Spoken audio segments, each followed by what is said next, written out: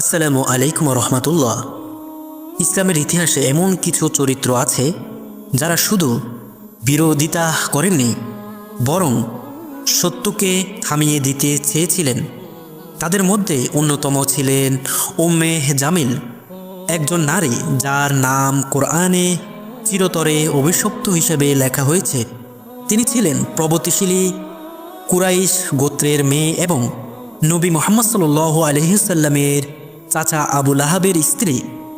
সম্মান, সম্পদ, ক্ষমতা সবকিছুই ছিল তার হাতে, কিন্তু এসব তার অন্তরকে নরম করেনি, বরং অহংকার, হিংসা আর ঘৃণায় পরিপূর্ণ করে তুলেছিল।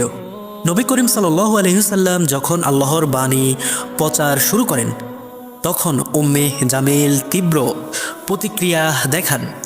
তার কাছে ইসলাম ছিল শুধু একটি ধর্ম নয়, ছিল তার ক্ষমতা ও মর্যাদার জন্য হুমকি। তিনি ভাবতেন নবীর প্রচার মানে তার প্রভাবের পতন। তিনি গুজব ছড়াতেন, নবীর নামে মিথ্যা বলতেন এবং মক্কার নারীদের উস্কে দিতেন নবী ও তার স্ত্রী খাদিজার বিরুদ্ধে। বাজারে দাঁড়িয়ে বলতেন, মুহাম্মদ একজন জাদুকর, পাগল, মিথ্যাবাদী, নাউজুবিল্লাহ। তিনি শুধু কথায় থেমে থাকেননি, নবীর পথে কাঁটা ছড়িয়ে দিতেন, সাহাবীদের ভয় দেখাতেন, নবীর প্রতি সরাসরি আক্রমণ করতেন।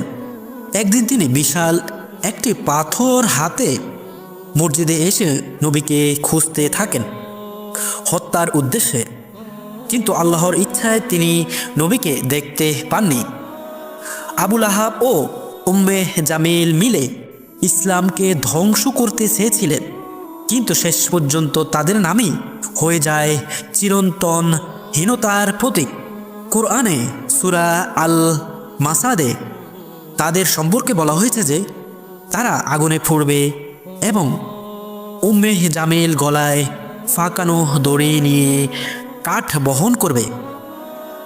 আবু লাহাব মারা যান এক রোগে, এতটাই ভয়ঙ্কর ছিল যে কেউ তার মৃতদেহ স্পর্শ করতেও ভয় পায়। উম্মে জামিল তাকে ফেলে দেন, পরে তারও মৃত্যু হয় করুণভাবে। কেউ বলেন তিনি পাথরের নিচে চাপা পড়ে মারা যান, কেউ বলেন দড়িতে শ্বাসরুদ্ধ হয়ে।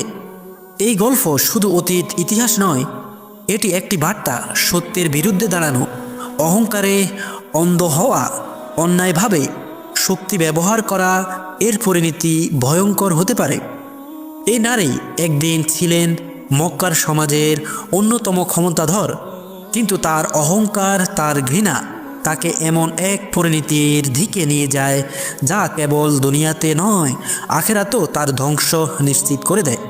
আল্লাহ পাক আমাদেরকে যাবতীয় অহংকার ও অন্যকে অপবাদ দেওয়া থেকে হেফাজত করুক এবং তার সরল এবং সঠিক পথে চলার তৌফিক দান করুক। আমিন।